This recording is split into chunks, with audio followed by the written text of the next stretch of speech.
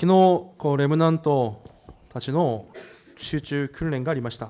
어제 렘넌트들의 집중 훈련이 있었습니다. レムナントたちだけではなく、この教会でもまた大人の方々も20人以上参加されて、良い時間になったと思います。 렘넌트들뿐만 아니라 이 교회에서도 20명 이상 훈련에 참가해서 좋은 시간이 되었다고 생각합니다. で昨日皆さんの祈りよりも講談と牧師のために祈らなければいけないというメッセージがあったので、多分皆さんがたくさん祈ったというふうに感じます。 그래서 어제 말씀 중에서 여러분들의 기도보다도 강단과 목사님들을 위해서 많이 중보기도를 해야 된다는 그런 말씀을 받았기 때문에 여러분께서 많이 기도했다라고 그렇게 제가 느끼고 있습니다. 昨日受けたから少なくても昨日の夜は20人くらい近くが講談を置いて必死になって祈ったんじゃないかというふうに感じました。 어제 예배 말씀에 훈련에 참가한 20명 이상이 정말 밤에 저를 위해서 많이 필사적으로 기대했을 거라고 생각합니다. だからなのか今日なんか神様が朝早く3時50分に起こしてもう起きなさいと4時くらいから眠れずにいたんです。 그래서였을까요? 제가 3시 50분 정도, 4시 정도에 이제 일어나라라고 하나님께서 깨우셔서 계속 안 자고 있었습니다. でもうしょうがないから起きて黙想しながらこう祈りました。 그래서 일어나서 이렇게 묵상하면서 기도했습니다. 神様、今日もたくさんの神の子供たちが礼拝に集まります。 하나님 오늘도 많은 사람들이 하나님 앞에 예배드리러 옵니다. でも自分に問題がなくなることを期待したり、自分の目に見える何かが解決されることを期待するんじゃなくて、 그렇지만은 자신들의 문제가 없어지거나 그런 문제가 해결받는 것을 기대하는 것이 아니라 キリストの名前で今神様の前に立ったということ、それが私にとって問題の解決であることを期待して確信して喜べる礼拝になれるように祝福してください。 정말 그리스도 이름으로 하나님 앞에 서는 것, 그것이 정말 해결임을 믿고 기대하고 그리고 확신하는 그런 시간 될 수 있도록 축복하여 주옵소서. 皆さんにとっての問題の解決はキリストの皆で皆さんが神の前に立つことです。 여러분들에게 있어서 여러분들의 해결은 정말 예수 그리스도 이름으로 하나님 앞에 서는 것입니다. 皆さん神の前に立つときに全ての呪いと災い、不信仰は砕け落ちるようになっています。 여러분께서 하나님 앞에 설 때에 우리들의 있는 모든 저주, 모든 불신앙이 무너집니다. なので神に出会うことが救いであるなら、神を味わうことが礼拝であります。 그렇기 때문에 하나님을 만나는 것이 구원이고 누리는 것이 예배입니다. 今日皆さんが3つの質問を持って一緒に礼拝で御言葉を分かち合っていきたいと思います。 오늘 3가지 질문을 통해서 말씀을 같이 나누고자 합니다. まず1つ目は、私は礼拝者の人生なのか。 첫 번째로는 나는 예배자의 인생인가? もともと人間は皆さん今創世記1章、2章、3章を見てきました。 지금 창세기 1장, 2장, 3장을 같이 보고 있습니다. で、もともとの人間は救いも神様を味わうことも一つでした。 원래 인간은 구원과 그리고 하나님 누리는 것이 하나였습니다. エデンの園で生きている自体が救いであって、それ自体が神を味わうことでした。 에덴 동산에서 사는 것 자체가 구원이었고 그리고 누림이었습니다. それが創造の原理です。 그것이 창조 원리입니다. しかし先週創世記3章の事件を通して神から離れ、 그런데 지난주에 말씀드린 것처럼 창세기 3장을 통해서 하나님에게서 떠나갔고 エデンから追い出されました。 에덴에서 쫓겨났습니다. 神と共にいるというこの原理が壊れたゆえ、人間のすべての問題が始まったと言いました。 하나님과 함께 한다는 그 원리가 깨짐으로 말미암아 모든 문제가 시작되었다고 말씀드렸습니다. だから先週言いましたね、私のすべての問題の始まりが創世記3章に見えなければいけないと言いました。 그렇기 때문에 지난주에 말씀드렸죠. 나의 모든 문제는 창세기 3장이라고 3장에서 왔다라는 것을 보지 않으면 안 되나고 말씀드렸습니다. そうしてこそ私が神の前に立つことがすべての問題の解決になると言いました。 그렇게 보여야만이 내가 하나님 앞에 서는 것이 모든 문제 해결임을 알 수 있다고 どう 말씀드렸습니다. であれ創世記3章以降、その救いと礼拝、味わいが2つに分かれたんです。 어쨌든 간에 이 창세기 3장 이후로 이 구원과 누림이 나눠지게 되었습니다. 創世記3章で女の子孫という救いの道をまず与えられました。 창세기 3장에서 여자 후손이라는 이 구원을 주셨습니다. そして創世記4章でその神様を味わう方法を教えられているんです。 그리고 창세기 4장에서 하나님을 누리는 방법이 하나님께서 주십니다. 神から離れた人間に対して一番最初の神の関心が礼拝です。 하나님을 떠난 인간에게 하나님께서 가장 처음 하나님의 관심이 예배가 だ 됩니다. から創世記4章に出てきているんです。 그렇기 때문에 창세기 4장에 나오게 됩니다. 皆さんが間違えちゃいけないのが、創世記4章はアダムとエバが結婚して子供を産んだこの話をしようとしてるんじゃないんです。 여러분께서 착각해서는 안 되는 것이 창세기 4장은 아담과 하와가 결혼해서 아이를 낳았다 이런 내용이 아닙니다. 私はそう思ってました。 저도 예전에는 그렇게 생각했었습니다. こういうふうにストーリーが流れていくんだと思いました。 아, 이런 식으로 스토리가 전개되는구나라고 생각했었습니다. でも神様はそれを言おうとして創世記4章を書かれたわけじゃないんです。 그렇지만 하나님께서는 그것을 말하려고 창세기 4장을 쓰신 것이 아닙니다. カインが長男なのか次男なのか何番目の息子なのかは正直聖書には出てません。 가인이 장남인지 몇째인지 이런 것은 성경에는 안 써 있습니다. 当時アダムの子供は70人以上いたと学者たちによってそう示されています。 당시에 아담의 자손은 자녀들은 70명 이상 있었다고 그렇게 학자들이 말을 합니다. 今カインとアベルの話をしてるんじゃないんです。 지금 가인과 아벨의 말을 하는 것이 아닙니다. 創世記3章で神を離れた人間に対して何が最も重要なのかを伝えるためにカインとアベルの事件を選んだんです。 하나님을 떠난 인간에게 있어서 지금 무엇이 가장 중요한지를 설명하시기 위해서 가인과 아벨을 선택하신 것입니다. その事件が何かというと礼拝の事件です。 그 사건이 무엇이냐 하면 예배의 사건입니다. 今日こう聖書に見ると本文に見るとカインとアベルが捧げ物を持って礼拝をします。 오늘 본문을 보면 아벨과 가인이 예물을 드리고 예배를 드립니다. でもそれ以前に捧げ物を受け取る以前に神様がアベルは受け止めてカインは受け止めなかったと言われます。 그런데 하나님께서 아벨 것은 하나님께서 받으시고 가인 것은 안 받았다고 그렇게 써 있습니다. 捧げ物を受け取る前にカインを受け止められなくアベルは受け止められたと書いてあります。 제물을 받기 전에 하나님께서 아벨은 받으시고 가인은 받지 않으셨다고 そ 써 の 있습니다. 人を受け止めた受け止めてないというのが出てきます。 그 사람 가인과 아벨 그 사람을 받았다 받지 않았다 이렇게 써 있습니다. 今日まず一つ目そこが重要です。 오늘 첫 번째 이것이 중요합니다. 私が礼拝者なのかです。 내가 예배자인가라는 것입니다. 救われた私たちにとって人生そのものが神様との味わいにならなければいけません。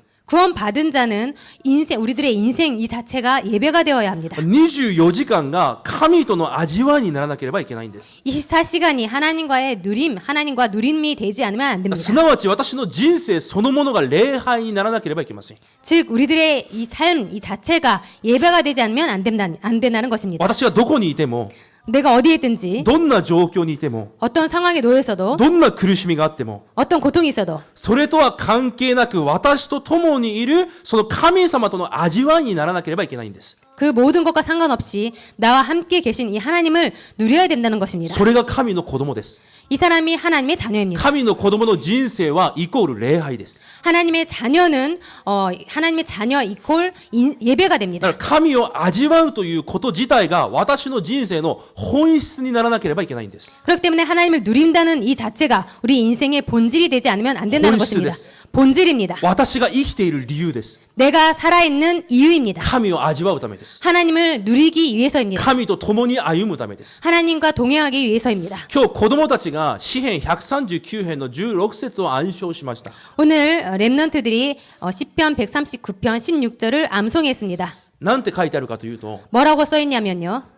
私がお母さんの体内で形が作られる前に神様は私を見ておられました。 내가 엄마의 태내에 있을 때 그 형질이 갖춰지기 전에 하나님께서 나를 보셨다.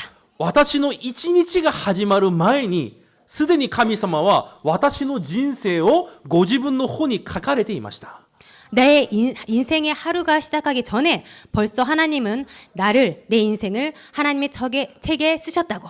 どういう意味かわかりますか？ 무슨 뜻인지 아십니까? 私が作られる前に神様は私を見てたんです。 내가 만들어지기 전에 하나님께서는 나를 보셨다는 것입니다. 私の一日が始まる前、すなわち私が生まれる前に私の人生のすべてを神様の本に書かれてあるんです。 내가 내 인생의 하루가 시작하기 전에, 즉 내 인생이 시작하기 전에 하나님께서는 나를 이미 하나님의 책에 기록하셨다라는 것입니다. それをわからない人は何か問題が起こると、なんだこの問題と言います。 그것을 모르는 사람들은 문제가 일어났을 때 이건 뭐지? 이렇게 말을 합니다. またそれがわからない人は何か嫌なことを聞かれると、それに反応してしまいます。 그리고 이것을 모르는 사람은 자기에게 이상한 일이 일어나면은 거기에 대해서 반응을 하게 됩니다. でもこれを知っている人は 그렇지만 이것을 내용을 아는 사람은 何としますか？ 뭐라고 합니까? 例えばダビデ。その告白をした人がダビデです。 그 고백을 한 사람이 다윗인데요. ダビデはシムイに会った時何て言いましたか？ 다윗이 시므이를 만났을 때 뭐라고 あ 했습니까? れも神様がなさったことだと言いました。 저것도 하나님께서 하셨다고 そ 말합니다. して感謝なことだと言いました。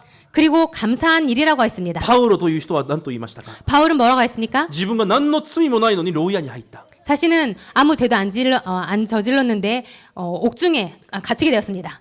多分この詩篇の内容を知らない人は、なんで私にこんなことが起きたんですかというはずです。 시편 내용을 모르는 사람들은 왜 나에게 이런 일이 일어났습니까? 라고 말했을 でも 것입니다. パウロはこう言いました。 그렇지만 바울은 이렇게 말했습니다. 私はキリストの中にあって感謝すると。 나는 그리스도 안에서 감사한다. 私はどこにいてもキリストの中で全てができると言いました。 나는 그리스도 안에서 어떤 것도 가능하다고 고백했습니다. それを言って礼拝者と言います。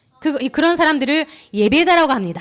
ただ礼拝を捧げるために集まっている人じゃないんです。 그냥 예배를 드리기 위해서 모인 그런 것이 もう 아닙니다. 人生自体が礼拝なんです。 인생 자체가 예배라는 것입니다. 暮らし自体が神を味わう時間なんです。 삶 자체가 하나님을 누리는 시간입니다. それを言って礼拝者と言います。 그런 사람을 예배자라고 합니다. それが創造の原理です。 이것이 창조 원리입니다. だから今日まず一つ目、皆さんに質問をしてみてください。 그렇기 때문에 오늘 첫 번째 자신에게 질문하시기 바랍니다. 私が礼拝者なのか、それともただ生きている人なのか。 내가 예배자인지 아니면 그냥 살아가고 있는지. だから皆さん、この時間がだからとても重要なんです。 그렇기 때문에 여러분 이 시간이 아주 중요합니다. 一週間の始まりをこの礼拝で始めるということがとても重要なんです。 일주일의 시작을 이 예배를 시작한다는 것이 아주 중요합니다. 礼拝に成功する人は全てに成功します。 예배에 성공하는 사람들은 모든 것에 성공합니다. それは神の約束です。 이것은 하나님의 약속입니다. もし体に病を持っている方いますか？ 혹시 병 드신 자 있으십니까? もし何か苦しみある人いますか？ 그리고 고통 속에 있는 자 있으십니까? 礼拝に成功してください。 예배에 성공하시기 바랍니다. 礼拝から成功してください。 예배부터 성공하시기 바랍니다. そうしたら必ず神様がその全てを解かれていきます。 그럴 때 하나님께서 반드시 모든 것을 다 풀어 나가십니다. 礼拝の時ごとに私の心を神に向けて、切なるその慕う心を神に向けてください。 모든 예배에서 나의 마음을 그 간절한 마음을 하나님께 향하시기 바랍니다. 神様が全てを一つ一つ変えていかれるはずです。 반드시 하나님께서 하나하나 다 해결해 나가실 것입니다. 皆さんの人生全てを、暮らし全てを礼拝に変えてください。 여러분들의 모든 인생을 그 예배를 바꿔 나가시기 바랍니다. 今日一つ目です。皆さんの人生は礼拝です。 오늘 첫 번째입니다. 여러분들의 인생은 예배입니다. 皆さん礼拝者です。 여러분들은 예배자입니다. 問題があっても構いません。 문제가 있어도 苦 상관없습니다. しみがあっても構いません。 고통이 있어도 理 상관없습니다. 解できない状況があっても大丈夫です。 이해할 수 없는 상황이 있어도 괜찮습니다. 神は皆さんが生まれてくる前からそれが起こることも知っておられ、計画されていました。 하나님께서는 여러분들이 태어나기 전부터 그것이 일어날 것을 다 아시고 계획하셨습니다. そして約束したんです。 그리고 약속하신 것입니다. 私が共にいると。 내가 함께 있다고. 私が導くと。 내가 인도한다고. 私があなたをしっかりと握って導いていくと。 내가 너를 꽉 붙잡고 인도하신다고. それを見る人が礼拝者です。 그것을 보는 사람이 예배자입니다. 皆さんは礼拝者になることを主の皆で祝福します。 여러분들이 예배자가 되기를 주님의 이름으로 축복 기도드립니다. それよりも重要なことがあります。 그것보다도 중요한 것이 있습니다. 二つ目です。 두 번째입니다. 神様が願われる礼拝の内容を持っているかです。 하나님께서 원하시는 예배의 내용을 갖고 있는지. 私が礼拝者として神様と味わうために条件が一つあります。 내가 예배자로서 하나님을 누릴 수 있는 조건이 있습니다. エデンの園で神のものとして生きていくために条件が一つありました。 에덴 동산에서 하나님의 자로서 살기 위한 조건이 있었습니다. それが善と悪の木の実という契約です。 그것이 선악과의 언약입니다. その契約を守ることで、私が被造物であり、神が創造主だということを認めるという行為です。 그것을 알고 지킴으로 내가 피조물이고 하나님께서 창조주이심을 알고 지키는 것입니다. でもそれが破れました。 그렇지만 그것이 깨졌습니다. でも神は、その人間を放っておかずに、また新しい契約を結んだんです。 그렇지만은 그런 인간을 하나님께서 내버려 두지 않으시고 또 새로운 언약을 만드셨습니다. それが血の契約です。 그것이 피의 언약입니다. 創世記3章15節に見ると、女の子孫が蛇の頭、サタンの頭を踏み砕くと先週約束されました。 창세기 3장 15절을 보면은 여자의 후손이 예수 그리스도께서 뱀의 머리를 사탄의 머리를 상하게 하셨다고 그렇게 지난주에 十 말씀드렸습니다. 字架で血を流して私たちのすべての罪を許されると約束しました。 십자가에서 피를 흘리시고 우리들의 모든 죄를 용서하신다고 말씀드렸습니다. そのように約束をしてから新しい契約を結んだんです。 그렇게 말씀하시고 새 언약을 맺으신 そ 것입니다. のキリストの十字架の事件を忘れるな。 그 십자가의 사건을 잊지 마라. もう一度あなたたちを私に戻ることができるようにさせる道はキリストの十字架しかない。 다시 한번 나에게 돌아오는 그 길은 십자가 길밖에 없다. それを忘れないという証で、いつも私の前に来るときは血の生贄を捧げろ。 그것을 잊지 않는다는 그것으로 항상 내 앞에 올 때는 피 언약을 가져라. だから先週、エデンから追い出す前に神様がやったことが一つあるんです。 그렇기 때문에 에덴 동산에서 쫓아내실 때 하나님께서 먼저 하신 것이 それが 계십니다. 創世記3章21節です。 그것이 창세기 3장 21절입니다. 川で服を作ったんです。 가죽옷을 만들어 動 주셨습니다. 物を殺して動物の血を流して川で服を着せたんです。 동물을 짐승을 죽이고 피를 흘려서 가죽옷을 지어 神 입히셨습니다. 様ご自身が自ら最初の生贄を見せたんです。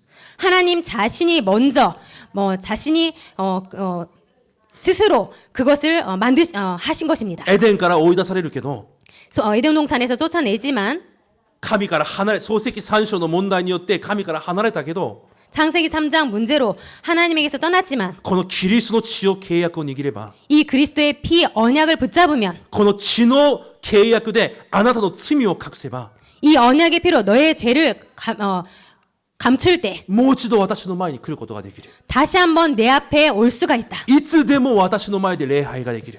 항상 내 앞에서 예배를 드릴 い 수가 つ 있다. でも私と疎通することができる。 언제든지 나와 소통할 수 있다. その約束が血の契約なんです。 그 약속이 피의 언약입니다. こう、教職者をしてきた中で、この血の契約についてあまり理解されてない方がとても多くいました。 교육자 중에는 이 피의 언약을 잘 이해 못하는 사람들이 아주 많습니다. いや、教職者の中でなくて、教職者をしてくる中、多くの生徒方々の中で、この血の契約という部分を理解されてない方がたくさんいました。 죄송합니다. 제가 교육자 되고 나서 이 피의 언약을 잘 이해 못하시고 계시는 성도들이 많이 있었습니다. 今日皆さんそれを理解してください。 오늘 이것을 이해하시기 바랍니다. なぜ血なのか。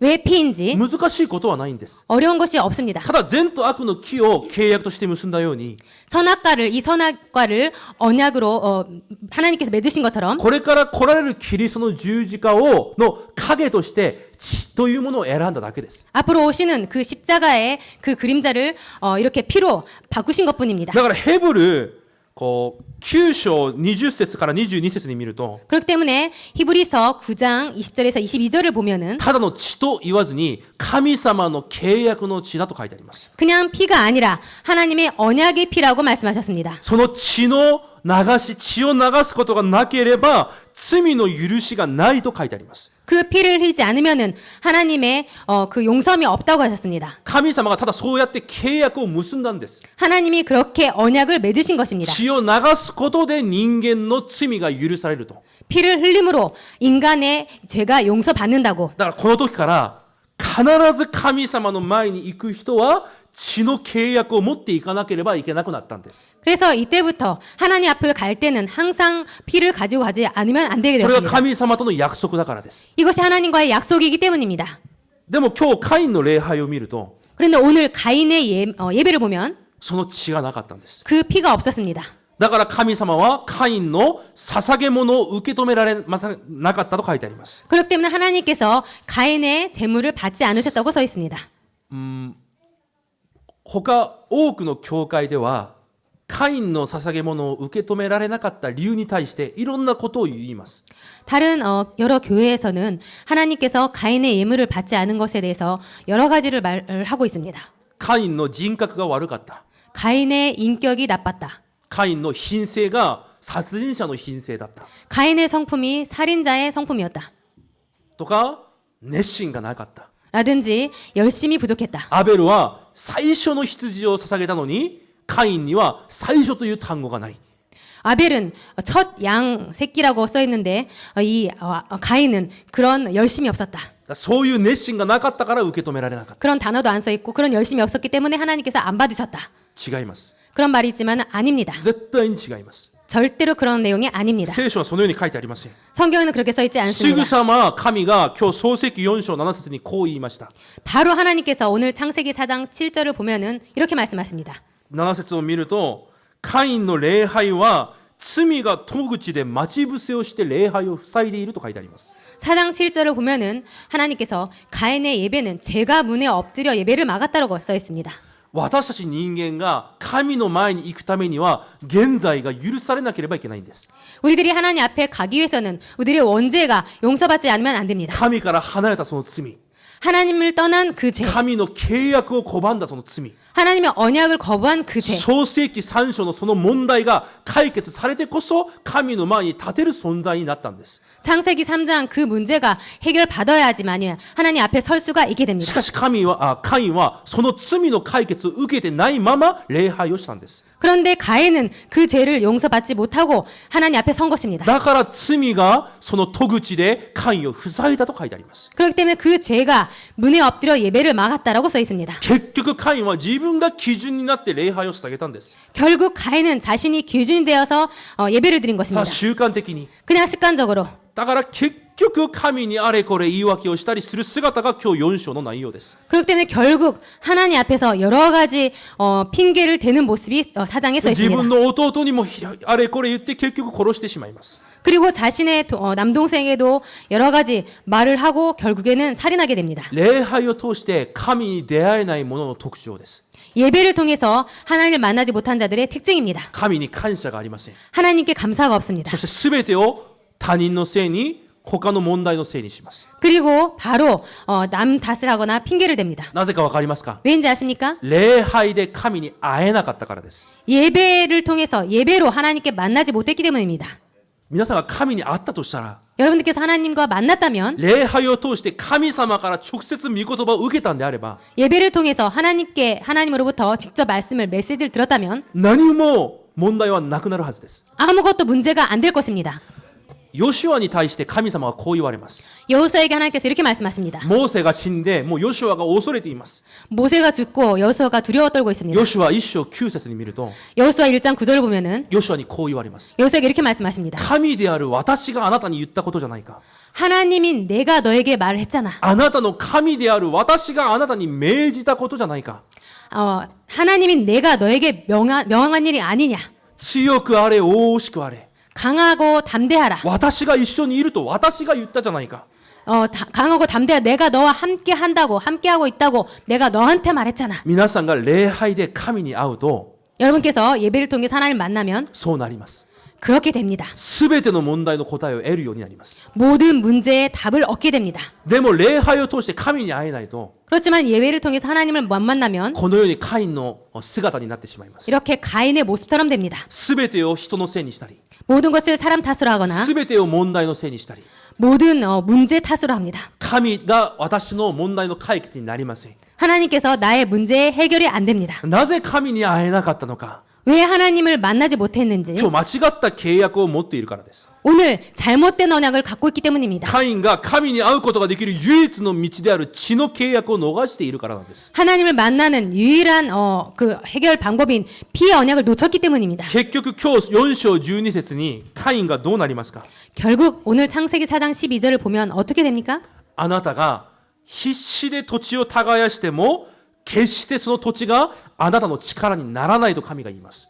내가 밭 갈아도 땅이 다시는 그 효력을 내게 주지 아니할 것이요라고 이렇게 하나님께서 말씀하십니다. 簡単に言うといくら頑張って生きても絶対に生きていくことできないということです。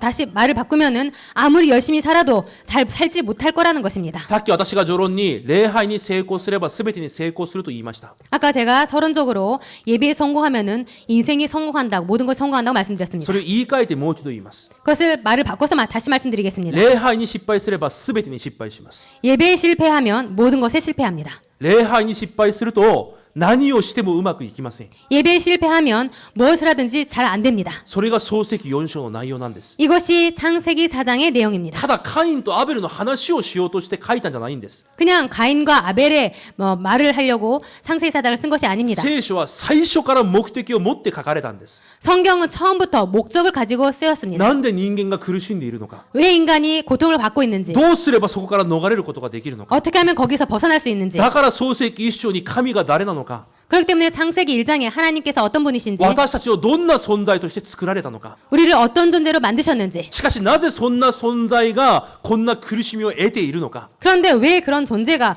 왜 이런 고통을 갖고 있는지, その原因である根本の問題が何なのか、 그 원인인 근본 문제가 무엇인지, そこから逃れることができる道が何なのか、 거기서 벗어날 수 있는 길이 무엇인지, そして逃れる者が何を第一にしなければいけないのか、 거기서 벗어난 자는 무엇을 가장 최우선적으로 중요시 생각하지 않으면 안 되는지, それが創世記1、2、3、4の内容です。 이것이 창세기 1장, 2장, 3장, 4장 내용입니다. これ歴史の本じゃないんです。 이것은 역사책이 아닙니다. 5章に何が出てくるか分かりますか？ 5장에 어떤 것이 나오는지 아십니까? 血統の話が出てきます。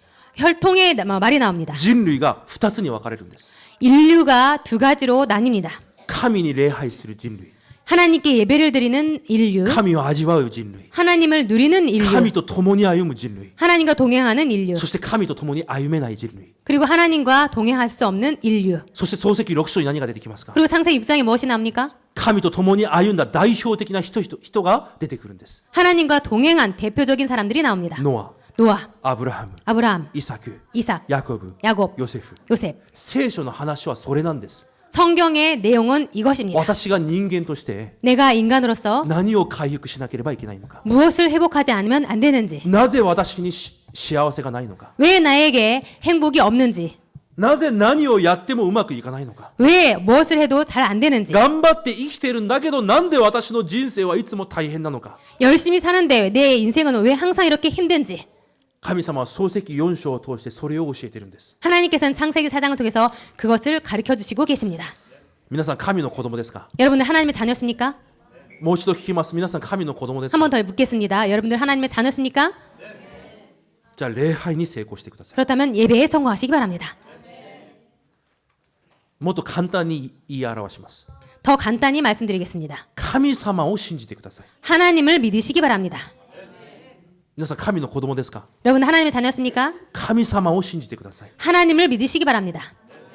創世記はそれを言ってるんです。 창세기는 그것을 말하고 있습니다. 今日しかしアベルの捧げ物は神が受け止められました。 오늘 그렇지만 하나님께서는 아벨의 제물은 받으셨습니다. なぜ受け止められたのか。 왜 받으셨는지. 多くの教会は最初の羊を捧げたからそれほど神に対しての本当に神を敬う心があった。もちろんそれもあってます。 많은 교회들이 첫 양새끼를 드렸다는 그 정도로 하나님을 공경했다라고 말을 하지만은 그런 내용도 있습니다. しかし今日ヘブル11章4節に見ると 그렇지만 오늘 히브리 11장 4절을 보면은 信仰の先祖の中で一番最初に来る人がアベルです。 신앙의 선조 중에 가장 처음으로 나오는 사람이 아벨입니다. ということはアベルには熱心があったわけではなく信仰があったということになります。 라는 그 내용을 볼 때에 아벨이 열심히 있는 것이 아니라 열심히 있었다는 것이 아니라 믿음이 신앙이 있었다라는 것입니다. 何の信仰ですか？ 무슨 믿음입니까? 4節に11章4節に見ると神がその生贄に対して証しをしたと言われます。 11장 4절을 보면은 하나님께서 그 피에 대해서 증거하셨다고 써 있습니다. アベルが捧げた生贄こそがアベルが信仰があるという証拠だということです。 하나님께 드린 이 제물이야말로 아벨이 믿음을 가지고 있다라는 증거라고 써 있습니다. アベルは契約の血の意味を知っていたんです。 그렇기 때문에 아벨은 언약의 피의 그 의미를 알고 있었다라는 것입니다. だからその血の契約を持って信仰で神の前に立ったんです。 그렇기 때문에 그 피의 언약을 가지고 하나님 앞에 섰습니다. ああ、私がこの血の契約さえ持っていれば、もう一度神の前に立つことができるんだ。 아, 내가 피의 언약을 갖고 있다면 하나님 앞에 다시 설 수 있다. その期待を持ったんです。 그 기대를 갖고 있었습니다. だからルカ11章に見るとイエス様がアベルについて言われます。 그렇기 때문에 누가복음 11장 50절에서 51절을 보면은 예수님께서 아벨에 대해서 말씀하십니다. イエス様が旧約聖書のすべての預言者たちの話をされるときに、 예수님께서 구약 성경의 모든 사람들을 말을 하실 때 その預言者の一番最初にアベルという人を言います。 그 예언자 중에 가장 먼저 아벨에 대해서 말씀하십니다. 神はアベルの死を 하나님께서는 아벨의 죽음을 殉教だと見ておられるんです。 순교로 보고 계십니다. 福音のために死んだと言われたんです。 복음 때문에 죽었다라고 보고 계십니다. 福音を知っているアベル、 복음을 알고 있었던 神 아벨, との契約を知っているアベル、 하나님과의 언약을 알고 있었던 아벨. それがアベルの契約、礼拝でした。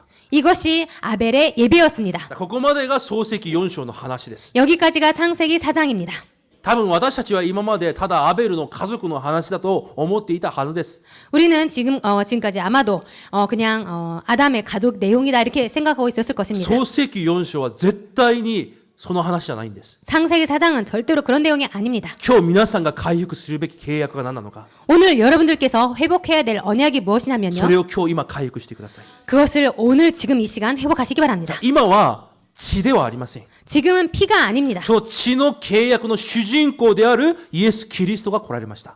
그 피 언약의 주인공 되신 예수 그리스도께서 오셨습니다. だからイエス・キリストを信じて神の前に立っているんです。 그렇기 때문에 그 예수 그리스도를 믿고 하나님 앞에 선 것입니다. だとしたら私たちはこの礼拝の時間、どういう信仰を持ってこなければいけないのか。 그렇다면 우리들은 어떤 믿음을 가지고 이 예배에 오지 않으면 안 됩니까? また私の暮らしの中でどういう信仰を持って暮らしていかなければいけないのか。 그리고 우리 삶에 있어서 어떤 믿음을 가지고 살아가야 합니까?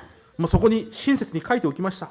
제가 친절하게 다 썼습니다. キリストの皆を告白するとき、 그리스도의 이름을 고백할 때, キリストの皆で祈るとき、 그리스도 이름으로 기도할 때, すべての呪い、災い、不信仰が必ず崩れるという信仰を持って礼拝に挑まなければいけないんです。 그때 모든 저주 재앙이 무너진다는 그 믿음을 가지고 예배에 임해야 됩니다.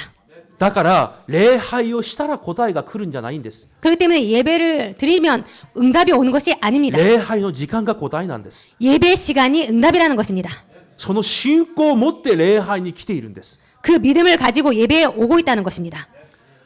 ガラテア3章に見ると本当に感謝のことが書いてあります。 갈라디아 3장을 보면은 정말로 감사한 내용이 써 있습니다. 神様は私たちが血を流さなくてもいいように 하나님께서는 우리가 피를 안 흘려도 되도록 キリストで私たちの服を作って私たちに着せたと書いてあります。 그리스도로 우리들에게 옷을 만드셔서 우리에게 입히셨다고 来 그렇게 るたび 말씀하십니다. に生贄を捧げなくても大丈夫であるようにキリストの服を着せたと書いてあります。 올 때마다 그 피를 안 흘려도 되도록 우리들에게 그리스도의 옷을 우리들에게 입히셨다고. 今皆さんがキリストの服を着てここに来ているという信仰です。 그렇기 때문에 여러분들은 지금 그 그리스도의 옷을 입고 와 있다는 믿음입니다. あ、私が神の前に立ってるんだ。 아, 내가 하나님 앞에 서 있다. キリストの服を着ている私がこの場にいるということは神の前にいるということなんだ。 내가 그리스도의 옷을 입고 있다라는 것은 지금 하나님 앞에 서 있다라는 것이다.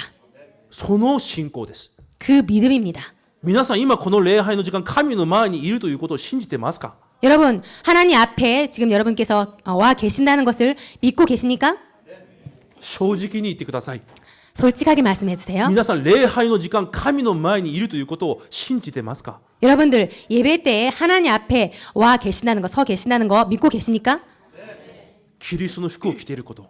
그리스도의 옷을 입고 있다는 거. だから神の前に立てること。 그렇기 때문에 하나님 앞에 설 수 있다는 거. 神の前に立っていること自体がもう答えだということ。 하나님 앞에 서 있는 것이 이미 응답이라는 거. その時間に私の家庭のすべての呪い災いが砕け落ちるという信仰。 그때 우리들의 가정의 모든 저주 재앙이 무너진다는 것.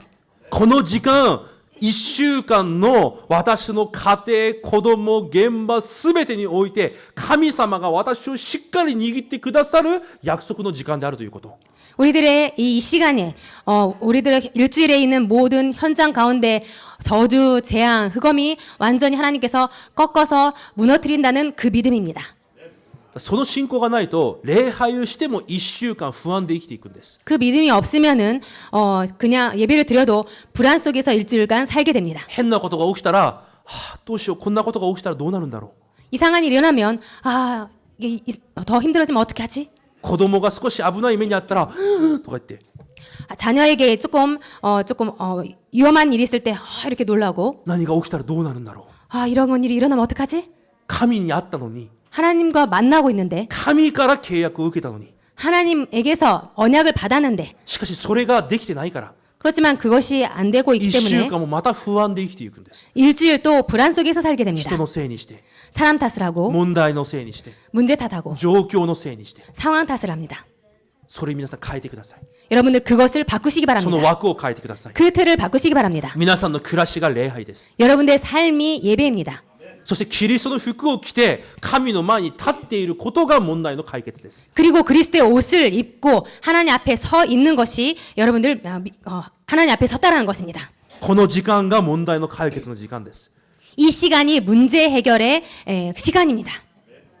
それを信じて礼拝を捧げるんです。 그것을 믿고 예배를 드리는 것입니다. ただ習慣的に毎週来てるから 그냥 습관적으로 매주 와 있기 때문에 違うんです。 아닙니다. 今日時間が空いたから 오늘 시간이 남았기 때문에 違うんです。 아닙니다. 実はそうなると神様が礼拝を受け止めないんです。 실제로 여러분이 그렇다면 여러분들의 예배를 하나님께서 안 받으십니다. 皆さんの礼拝を変えてください。 여러분들 예배를 바꾸시기 바랍니다. この時間が全ての災い不信仰が砕け落ちる時間なんだ。 이 시간이 모든 나의 저주 재앙이 무너지는 시간이다. 礼拝の時間になんで私はまだこうなんだろう、こういう考えすら捨ててください。 예배 시간에 나는 왜 이렇지 이런 자체부터도 버리시기 なん 바랍니다. で私はこんなに弱いんだろう、その考えすら捨ててください。 나는 왜 이렇게 약하지라는 이 생각 자체부터 버리시기 바랍니다. そのことも今神様が癒して治している時間なんです。 그 생각 자체도 하나님께서 그 생각조차도 하나님께서 지금 치료하시고 고치시는 시간입니다. その喜びと信仰を持って幸せで捧げる礼拝が礼拝なんです。 그 기쁨과 감사와 행복을 가지고 드리는 것이 예배입니다. 皆さんの礼拝は喜びがありますか？ 여러분들의 예배는 기쁨이 있으십니까? 皆さん礼拝が幸せですか？ 여러분들 예배가 행복합니까? 3番目の質問です。 세 번째 질문입니다. 正しい礼拝を伝達しているか？ 올바른 예배를 전달하고 있는가? なぜカインとアベルのような事件が起きたでしょうか？ 왜 가인과 아벨 같은 이런 사건이 일어났습니까? 答えは一つです。 정답은 한 가지입니다. アダムとエバがこの契約を確かに伝えてないからです。 아담과 하와가 이 언약을 바로 전달 못했기 때문입니다. 私昨日レムナントの講義を聞きながらどんな考えを持ったか皆さん知ってますか？ 제가 어제 렘넌트 수련회 훈련을 받으면서 어떤 생각을 했냐면요. もちろん RLS はRGS とは別途で RLS はもともと韓国語では大安学校、日本語ではフリースクールですね。で作られた学校です。 원래 RLS는 대안학교 이런 대안학교로 세워졌습니다. だからもう最初から苦しんでいる人、本当にもう悪霊にとらわれている人、たくさんそういう子供たちがいました。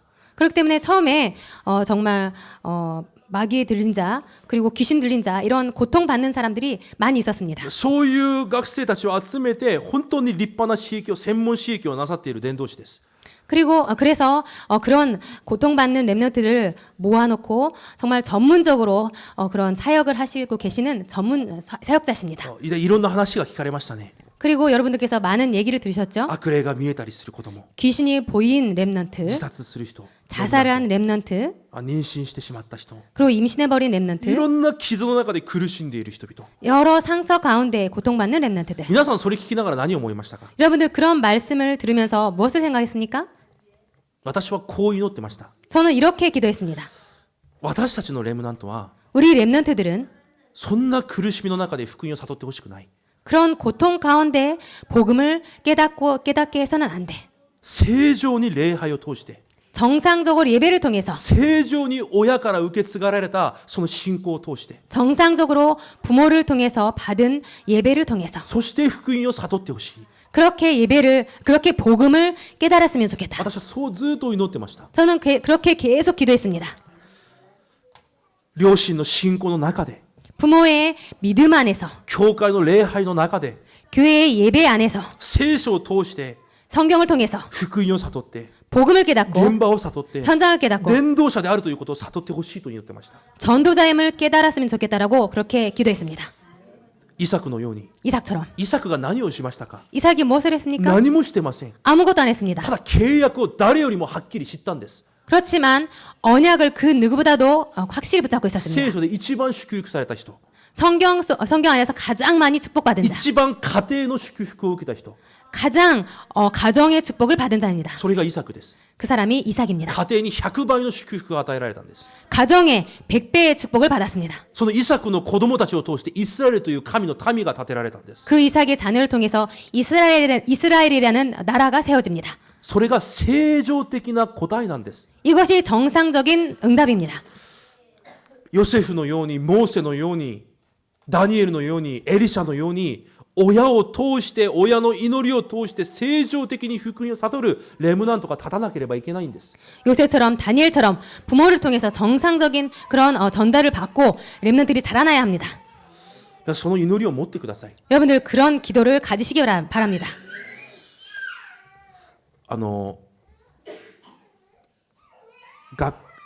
レムナント伝道学という私たちの教団にはレムナント伝道学という教材があります。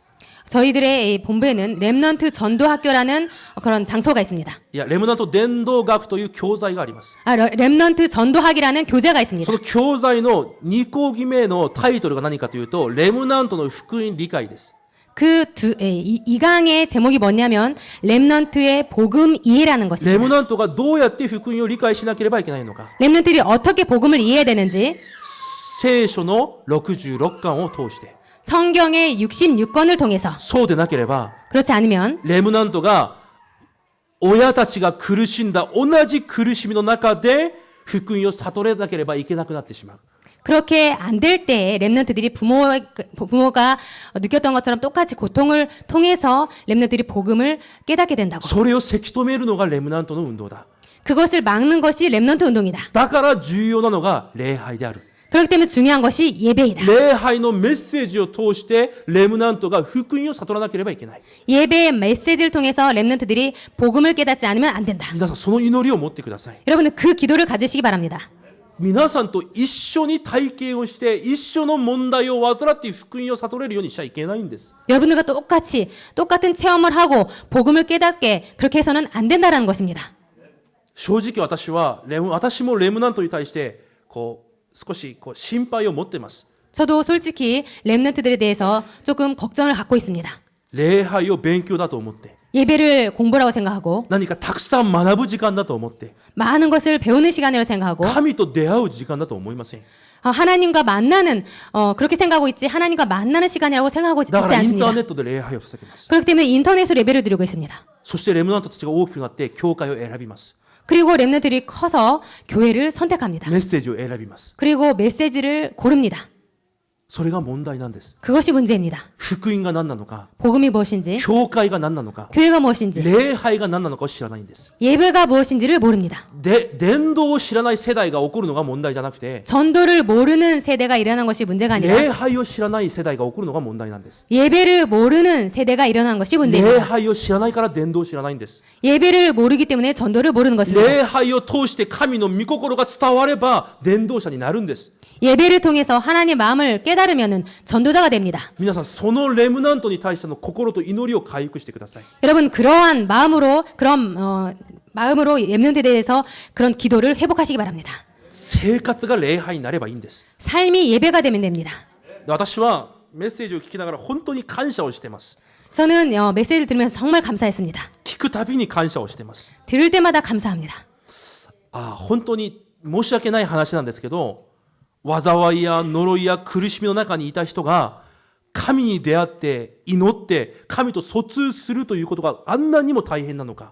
정말 여러 가지 고통을 통해서 그리고 고통을 가지고 하나님을 만난다는 게 이렇게 힘든 일인가? 災いの中で生まれた人が神に祈るためにあんな多くの過程を通り過ぎなければいけないのか。 하나님께 기도하기 위해서 이 정도로 많은 고통을 겪어야만 하는지 私はレムナントとして何が感謝なのかというと、 그 말씀을 들으면서 제가 렘넌트로서 무엇이 私 감사하냐면 は祈ること 감사하냐면요. が当然だったんです。 저는 기도하는 것이 당연한 것이었습니다. 神と話すことが当然だったんです。 하나님께 말하는 것이 당연한 것이었습니다. キリストの皆告白するとき、問題が解決するということを頑張って信じたんじゃなくて、それが当然だったんです。 그리스도의 이름으로 하나님께 기도하는 것이 열심히 해서 고통 속에서 깨달은 것이 아니라 그것이 당연한 皆さ 것이었습니다. ん、レムナント刺激に対しての考え方を変えてください。 여러분들 렘넌트 사역에 대해서 여러분 생각을 바꾸시기 바랍니다. 皆さんと同じ体験をして福音を悟らせようとしないでください。 여러분과 똑같은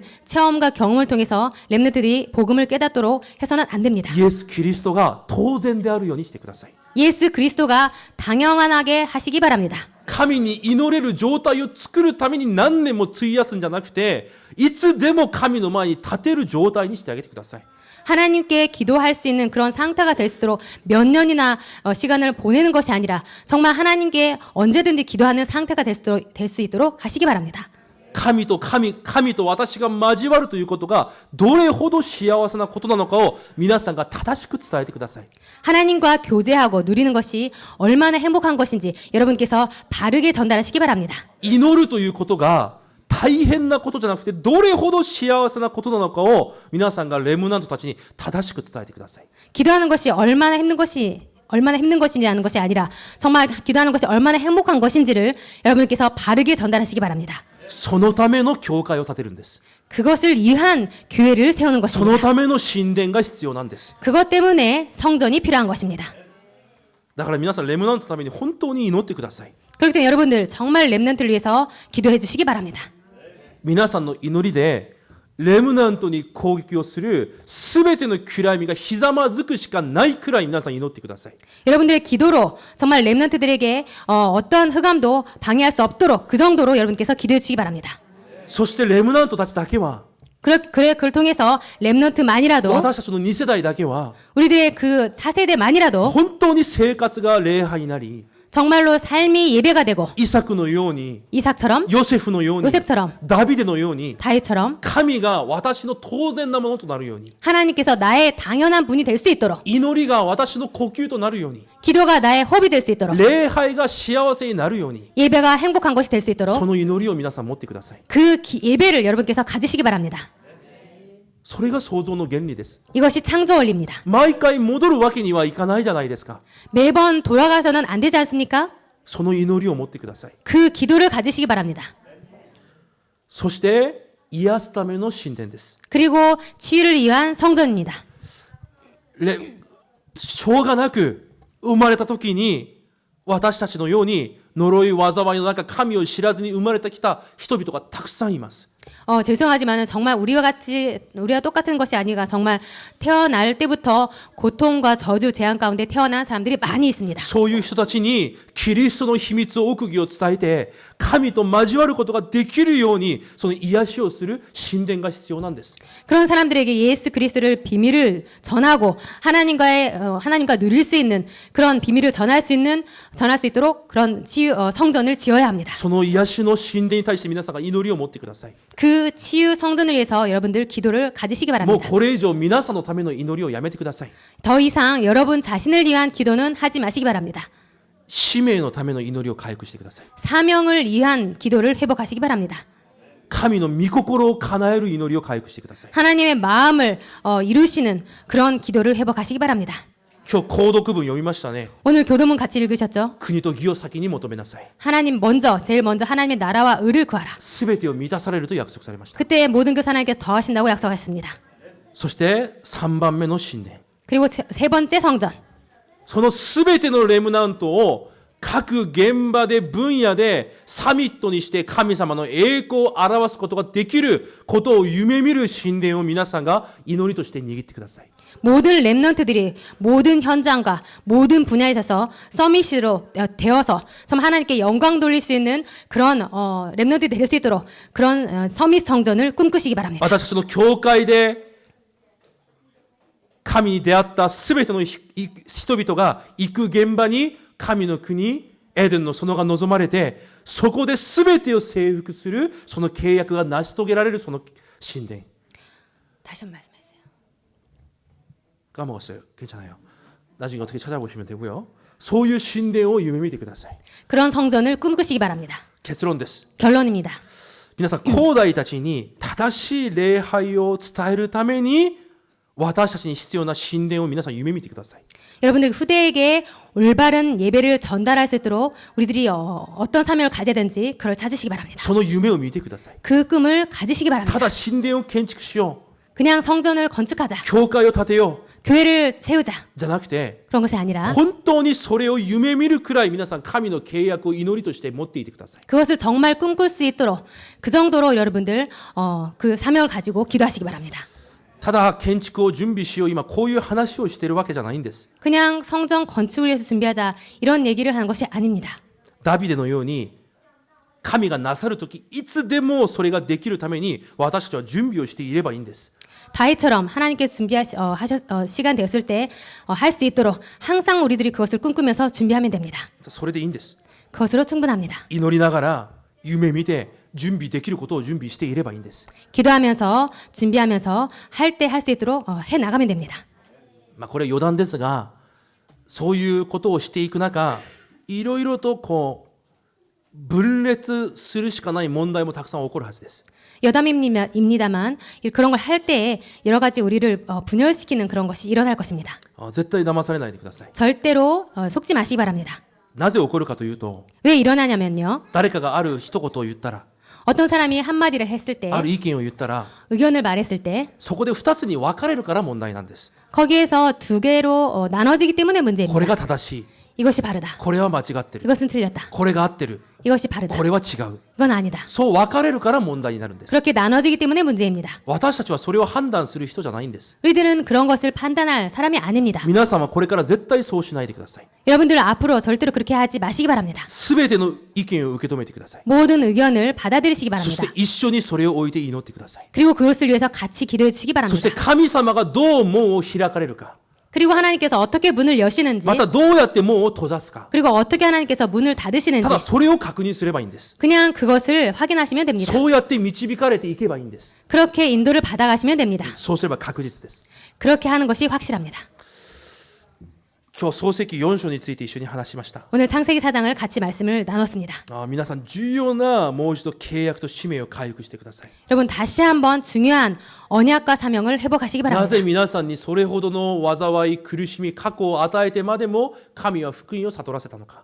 여러분들에게 왜 그렇게 고통과 저주를 주면서까지 이렇게 복음을 깨닫게 하셨는지 そして私たちを通して次世代に何を伝えることを神が願われているのか。 그리고 우리를 통해서 차세대들에게 무엇을 하나님께서 전달하시기를 원하시는지 その契約を発見するまた1週間になることを主の皆で祝福します。 그 언약을 회복하는 일주일이 되기를 주님의 이름으로 축복 기도드립니다.